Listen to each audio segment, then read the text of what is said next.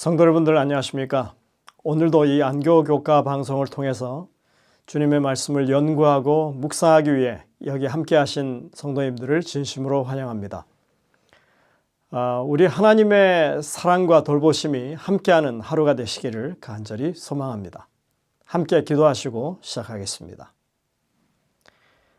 하늘에 계신 아버지 하나님, 오늘도 우리에게 생명 주시고 구원의 삶을 누리게 하시니 감사를 드립니다. 저희들이 말씀을 펴고 주님의 도우심을 간구하오니 성령께서 우리의 심령마다 감동하시고 역사하여 주셔서 말씀 가운데 하나님의 분명한 음성과 뜻을 발견할 수 있는 귀한 시간이 되게 인도하여 주옵기를 예수님의 이름으로 간절히 기도드립니다. 아멘. 저희들이 이번에는 시편을 함께 공부하고 있습니다. 사람들은 흔히 시를 가리켜서 영혼의 언어라고 부릅니다.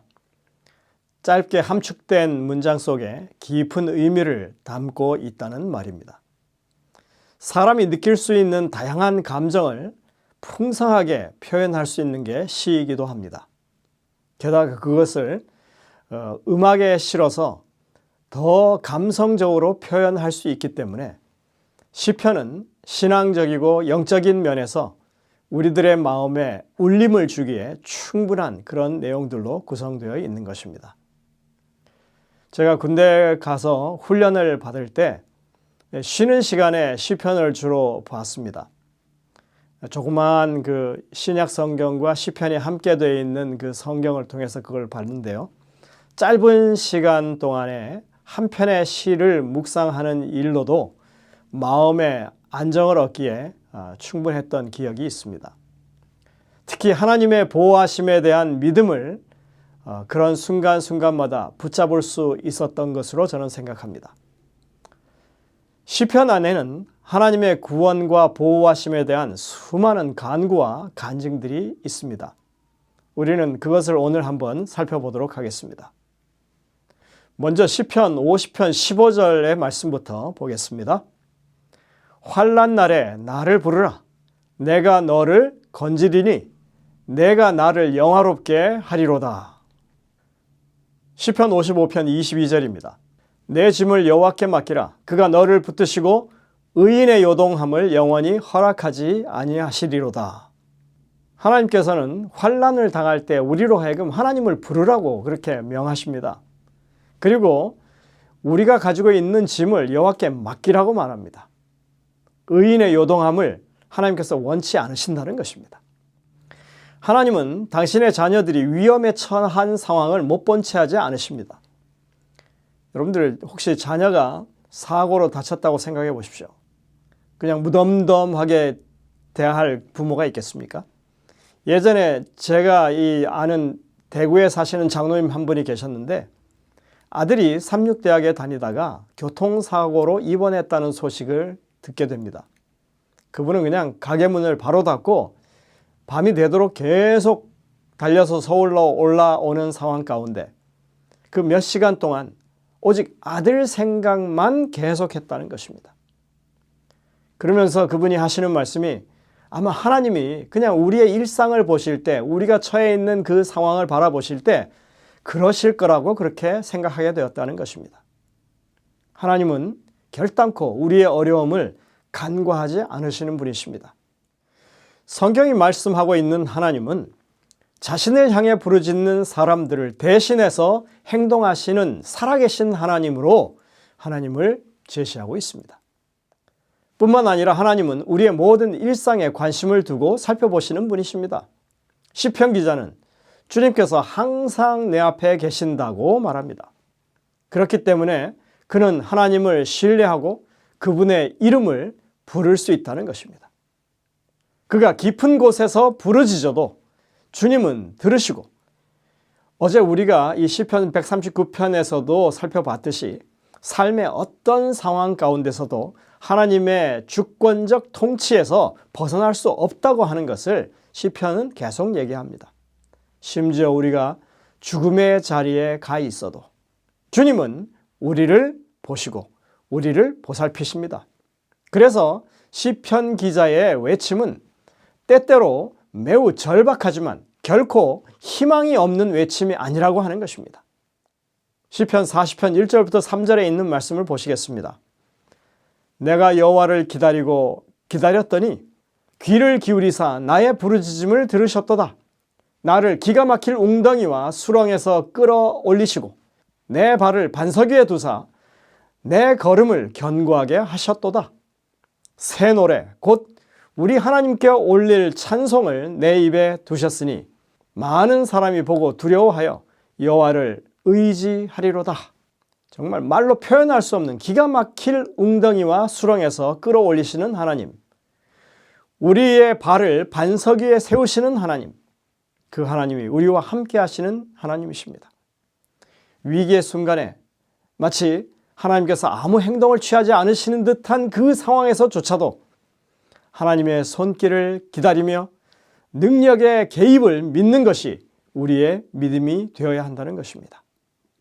내가 여호와를 기다리고 기다렸더니 내 부르짖음을 들으셨다. 이 표현은 이 모든 일들이 하나님의 주권하에서 일어나는 것임을 말해주고 있습니다. 하나님은 우리의 걸음을 견고하게 하시는 분이십니다.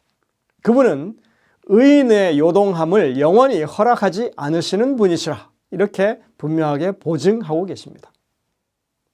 하나님의 개입과 구원에 대해서 잘 노래한 시편 가운데 121편을 들 수 있습니다.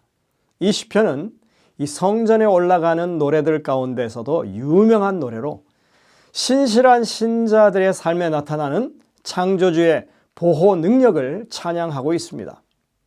1절 2절입니다. 내가 산을 향하여 눈을 들리라. 나의 도움이 어디서 올까? 나의 도움은 천지를 지으신 여호와에게서로다. 엘렌 화이트는 이 시가 쓰여진 배경에 대해서 설명하고 있습니다. 다윗이 사울 왕에게 쫓기던 시절이었습니다. 사무엘이 죽었다고 하는 소식은 다윗에게 정말 큰 슬픔이었습니다. 권세를 가진 왕이 자신을 대적으로 몰아서 그렇게 쫓아다니고 있는 상황 가운데 다윗을 지지해 준 영적 지도자가 바로 사무엘이었기 때문입니다. 그런 그가 이제 그 영적인 지도자의 부음을 접하고서 그 어려움을 바란 광야에서 이 시로 표현했다고 말하고 있습니다.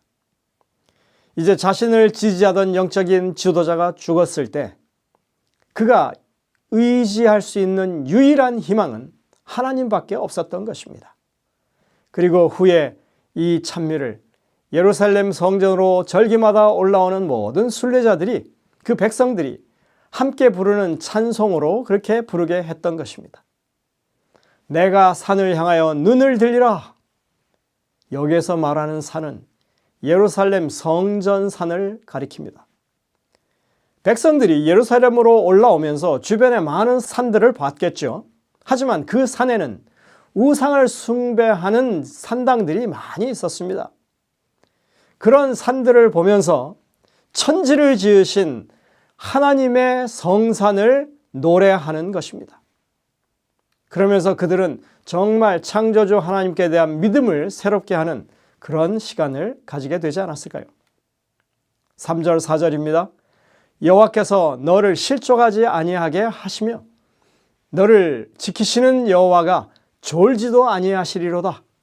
이스라엘을 지키시는 이는 졸지도 아니하시고 주무시지도 아니하시리로다.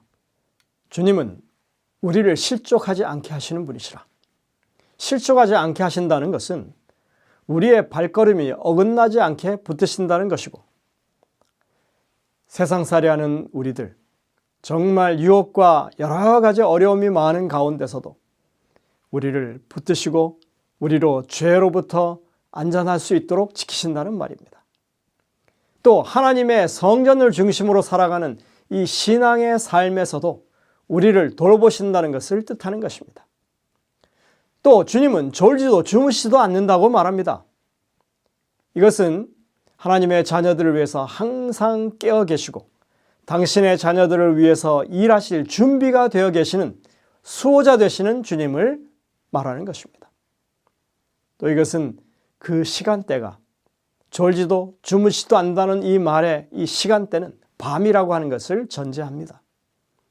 밤이라고 했을 때 그것은 때로 인생의 여정 가운데 여러 가지 어려운 시기를 가리키는 것입니다.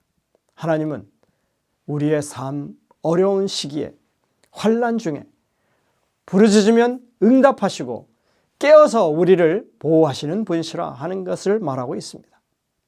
5절 6절입니다. 여호와는 너를 지키시는 이시라. 여호와께서 내 오른쪽에서 내 그늘이 되시나니 낮에 해가 너를 상하지 아니하며 밤의 달도 너를 해하지 아니하리로다. 주님께서 우리의 그늘이 되신다고 하는 것은 출애굽 당시에 구름 기둥으로 이스라엘 백성들을 보호하셨던 것을 떠올리게 합니다. 이처럼 주님은 당신의 백성들에게 육체적으로나 영적으로 피난처를 제공하시는 분이십니다. 하나님은 우리의 오른편에 계십니다.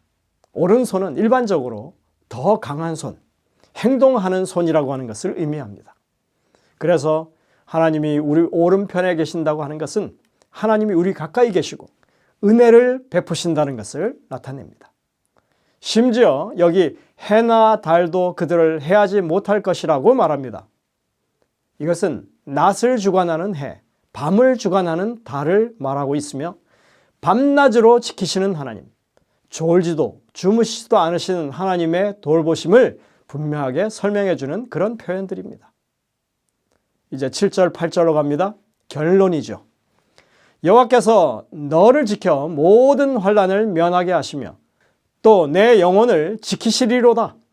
여호와께서 너의 출입을 지금부터 영원까지 지키시리로다. 하나님의 백성에 대한 하나님의 보호하심은 바로 이 구절에서 아주 절정을 이루고 있음을 알 수 있습니다. 하나님은 당신의 자녀들을 모든 악에서부터 보호하실 것입니다. 하나님께서는 그들이 나가는 것과 들어오는 것을 지키신다 말합니다. 우리의 출입을 지키신다고 하는 이 시적인 표현은 하나님의 포괄적이고 끊임없는 돌보심을 분명하게 보여주고 있습니다.